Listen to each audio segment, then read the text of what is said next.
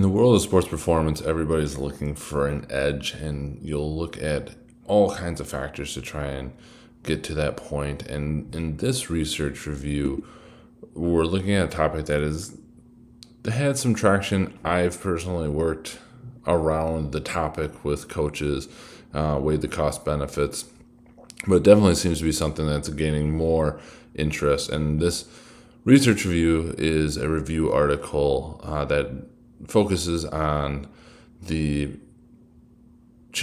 periodization or things that you can work on around the menstrual cycle. So it's called the Evidence for Periodizing Strength and or Endurance Training According to Menstrual Cycle Phases to Optimize Female Athlete Performance is Lacking.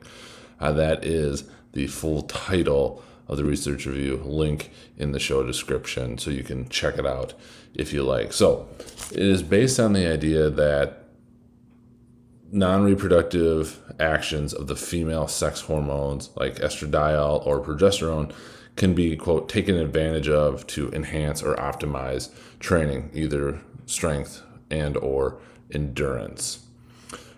Long story short, before we get into it, that isn't currently supported in the research to influence strength or endurance, and there was nothing yet that looked at both simultaneously.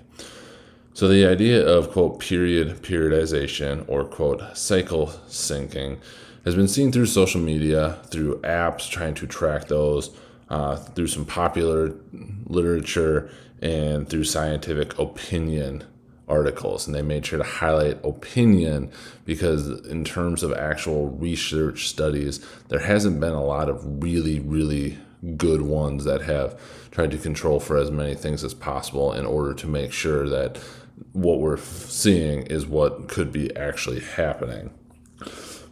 But what the theory is focusing on early follicular phase or late luteal phase, premenstrual phases of the menstrual cycle. These change in hormones can have an impact on the body, but what is unclear due to the lack of best practices to determine the exact impact on training and performance. So there's no credible evidence to justify that, quote, periodization is truly going to have an impact when it comes. When you look at some of the research out there, it is typically done in untrained athletes, probably more general population.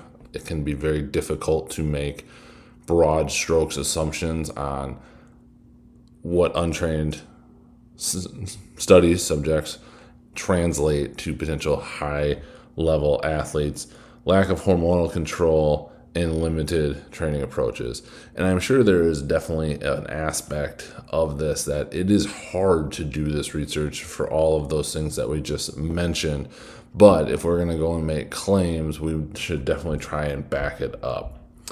So what they recommended is really just trying to focus on personal patterns, getting to know your athletes and how that menstrual cycle can impact them in terms of symptoms, side effects, and then adjust accordingly as you would with most other things that could influence their training and how they're performing and how they respond, because everybody does tend to respond slightly differently when it comes to their training adaptation and the stimulus that you provide them. So this, I think, fits right into there.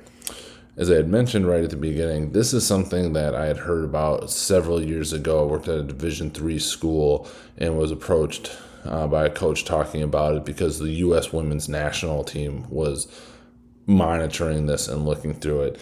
And I understand the desire to want to mimic and relate and try and do as much as you can with what the elite levels are doing.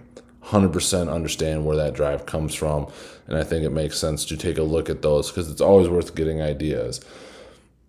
But there's other considerations, when you look at that level, these are professional or at least on their very close way to being professional, depending on how things are defined within the world of amateurism these days.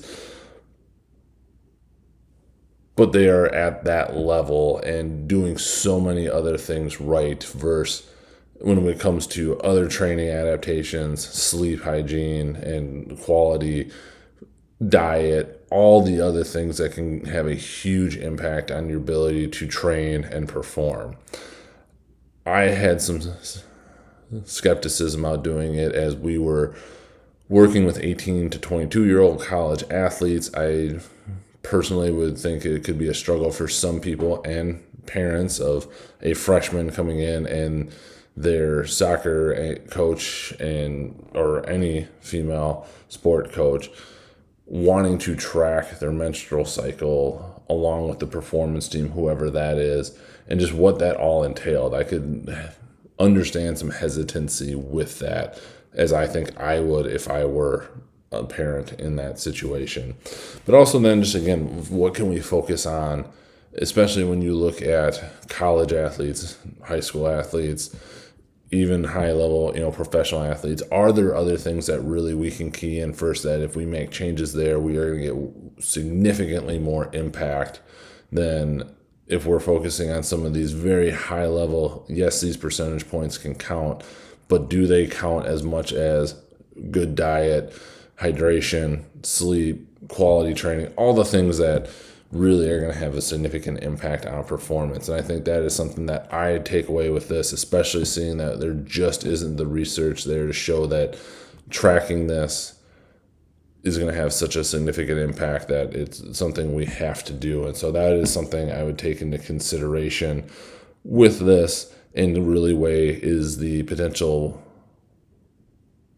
problems or concerns or other aspects that go around it worth the unknown benefit that could come out of it from timing up some training stuff with the menstrual cycle. So link again will be in the show notes. Something to consider. Really interesting thought and concept. It'll be interesting to see if any research impacts it in the future, but until then, I think, again, focus on those key areas, really making an impact with what is going to have the most bang for your buck, if you will, when it comes to nutrition, hydration, sleep, and training. So we'll catch you on the next research review, and thanks for checking out Clinically Pressed.